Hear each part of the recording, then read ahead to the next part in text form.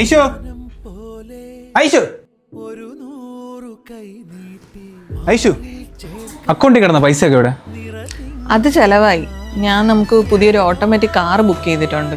പിന്നെ നമ്മുടെ വീടിന്റെ ഇന്റീരിയേഴ്സ് ഒക്കെ ഒന്ന് ചേഞ്ച് ചെയ്യാനായിട്ട് ആൾക്കാരുടെ അടുത്ത് വരാൻ പറഞ്ഞിട്ടുണ്ട്. അവർ നാളെ എത്തും. പിന്നെ നമ്മുടെ ഫേർണിച്ചേഴ്സ് ഒക്കെ ഒന്ന് ചേഞ്ച് ചെയ്യണം. അതൊക്കെ പഴയതായി.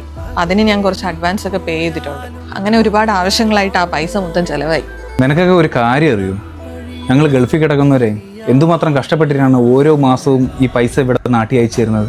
നമുക്കൊരു നല്ലൊരു ഫെസ്റ്റിവൽ, നല്ലൊരു ബർത്ത്ഡേ, ഒരു കല്യാണം, ഇതിനൊക്കെ നാട്ടിൽ കൂടാൻ പറ്റുന്നുണ്ട്.